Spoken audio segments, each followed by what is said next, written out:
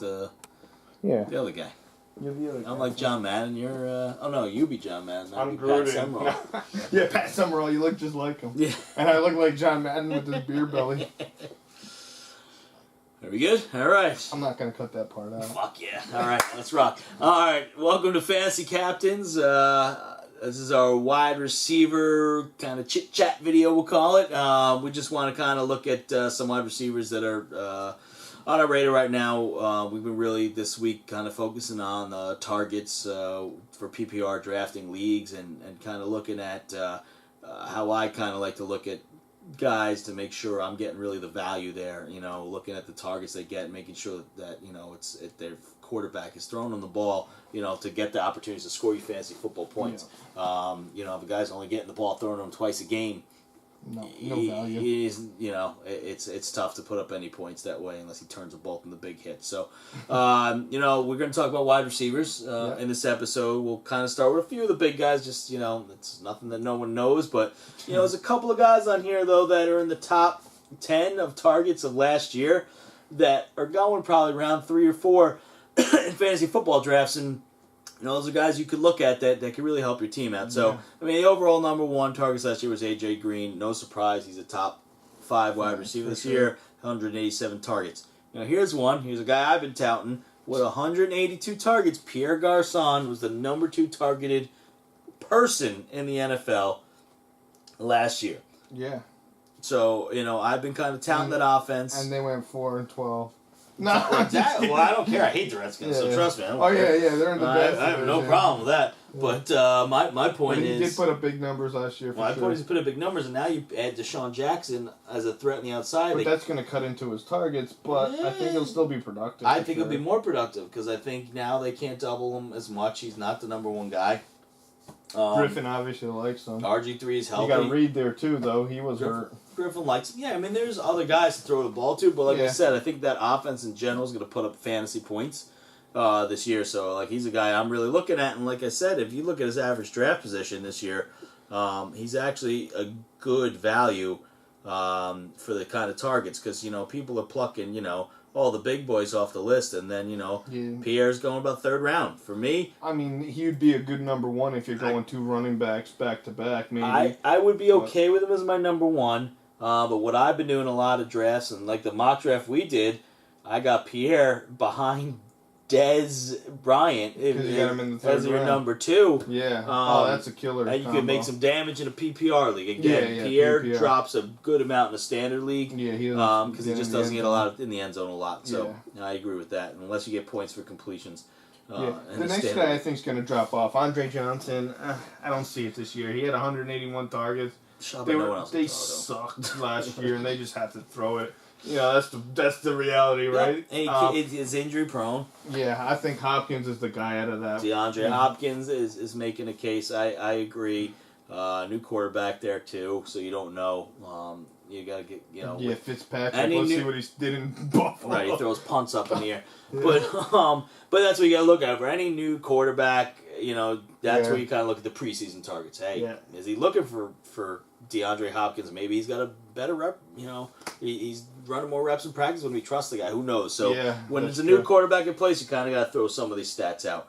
But again, these are good to look at. I'm going to skip some of the big guys. Julian Edelman, though, stands out. 5th overall in targets last year, 175. Well, who else did Peyton Manning have? Amendola was hurt. Tom Brady. Who else did Tom Brady have? You know what I'm saying? No, I agree with Dobson. They had a bunch of rookies. No, you're right.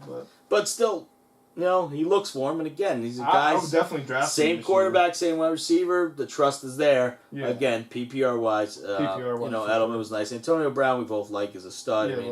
It's no problem there. Wide receiver 1, I'll take him. Vincent Jackson's not getting a ton of love this year. The guy did see 160 targets. You throw Mike Evans in the mix there. Another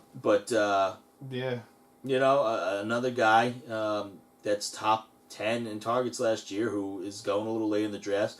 T.Y. Hilton, who I loved last year. He just couldn't catch the ball. Yeah, a guy was targeted 159 times, and he was the only receiver too. But his fantasy numbers were like this. He would blow up when you benched him, and then you start him because he blew up and he would do nothing. He was a headache. He was. But with Akeem Nicks there, Reggie Wayne's back.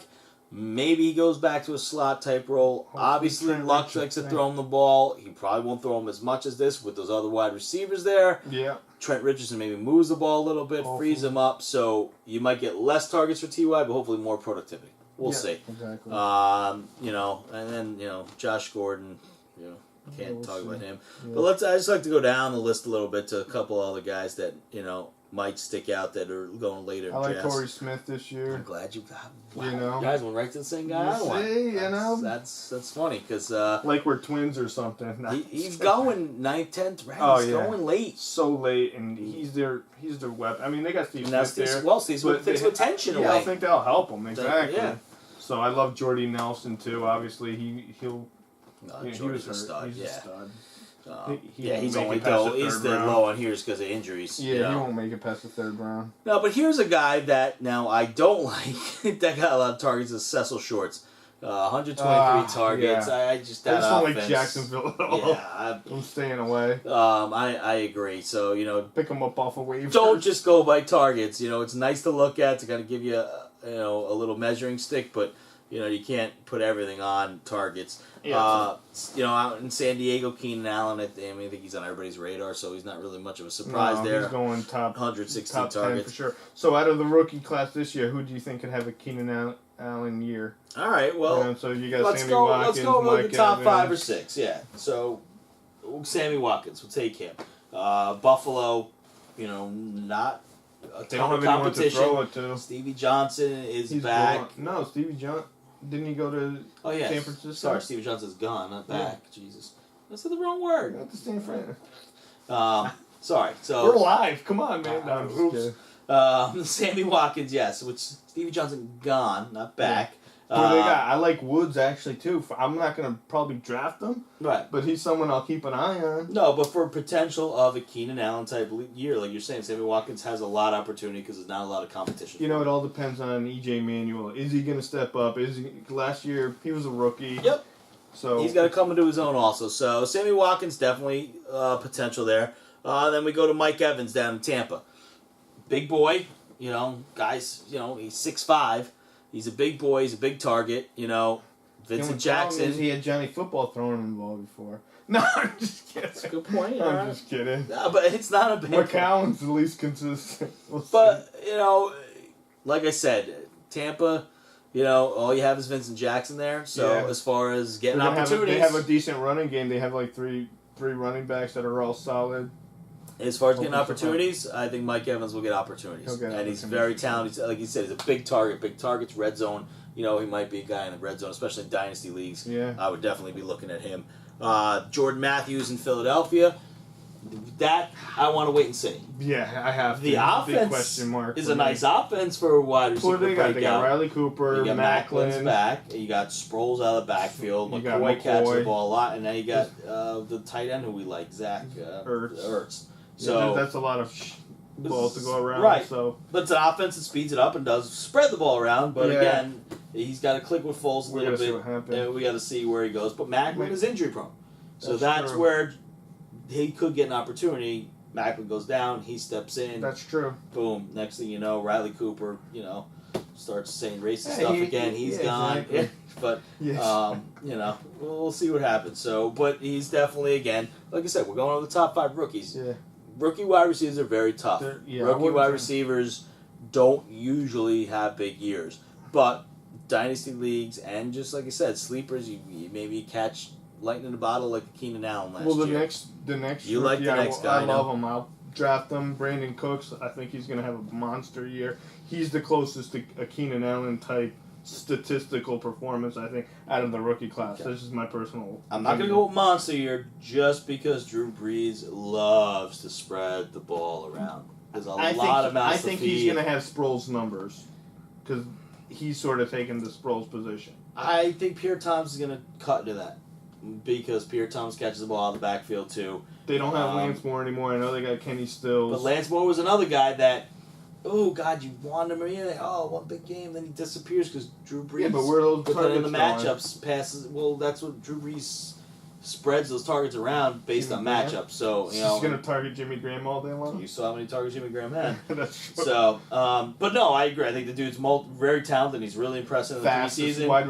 Yeah, he's the kind of guy who can take a small pass and make a big play at it and get you the fantasy points. I'm not saying don't draft him.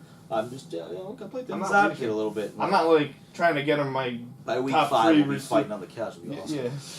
Yeah, exactly. I'm not trying to get him my top 3 wide receivers, but a 4th or 5th wide receiver, I'm getting him. I'm grabbing his ass. I have no issue taking the dude. I'm just letting everybody know what's up. And then we'll talk about 2 more guys. I'll talk about one because he's a giant. But Odell Beckham Jr., I want to see a little more preseason. He didn't do much in the first preseason game, but with the Giants' new offense, you know, Ruben Randle should be stepping up this year, and he's a guy that I have, you know, an eye on too. Victor Cruz hopefully will be back to his old role. Nobody's stepping up at tight end. Eli needs someone else to get the ball to. So Odell Beckham, I think, will at least get some opportunities in the new offense, and he's very talented. So. Well, he's personally, now, right? I would love to see him. Yeah, a little hamstring, but his Coughlin. Those things linger all season. Coughlin's pissed at him. He'll get him back on the field. Yeah. Those things linger all year. I'm not touching him, but he's all you, Brett. That's fine. I have no issue with it. You can cook, so I'll take Beckham. Yeah, there we go. Is that one bet? It could be. Who does the most fantasy value? Beckham versus Cooks. Oh, you see, he can't stand by his giant. All right, we'll discuss it off air. I'm fine. I might throw down on that one. That's fine. That's fine. I think. And the last one, I'm giving some points on this one. I'll go with you on a 10-point spread. No, spread. This is in Vegas. We're sitting on the damn couch. All right. Go ahead. We're going to lose viewers. Yeah, that's all right. They don't watch us. They don't want to see my dirty underdog stain shirt. Yeah, exactly. All right. Go ahead. The last one is, what do we like, Benjamin? And I like Benjamin a lot. Because Cam Newton's starting to look for him and target him now already. Yeah. So if he gets a good... And he has no one else to throw to. Who's he going to throw to? Bingo. So if he starts relying on this kid... Gone. Nah, I'm just fucking with you. If he starts relying on him in preseason, he's hopefully going to rely on him in the regular season. You know, like I said, actually, Steve Smith is gone. Thrilled with the offense. Yes, he is gone. But that guy Benjamin. But yeah, but I think it's all about the Benjamin. No, I do. I think it all is about the Bet. Honestly, I take. Can I take Benjamin instead of Cooks in my bet? Too late. I like Benjamin too. Yeah, no, I do. Like I said, I like to look at in preseason when there's a new wide receiver with a quarterback.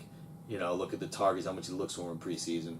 When everybody's in, again. You know, if he's looking for him because the other starters are in, it taints it. But when the starters are in, if you kind of look at the targets in preseason, it could find a little, diamond in the rough. So yeah, exactly. So don't draft them in your top receivers.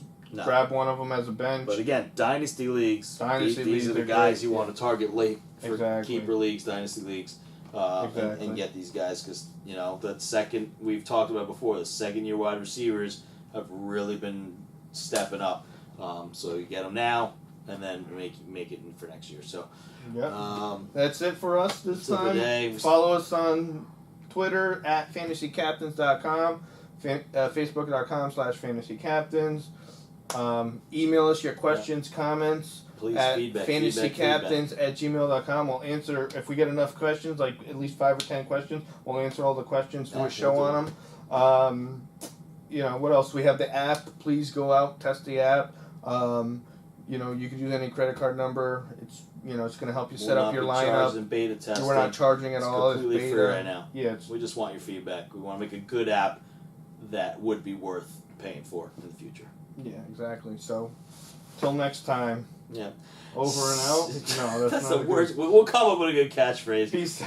Peace. Oh, God. At least they stay classy, San Diego. Steal from a good movie. Anchor, man.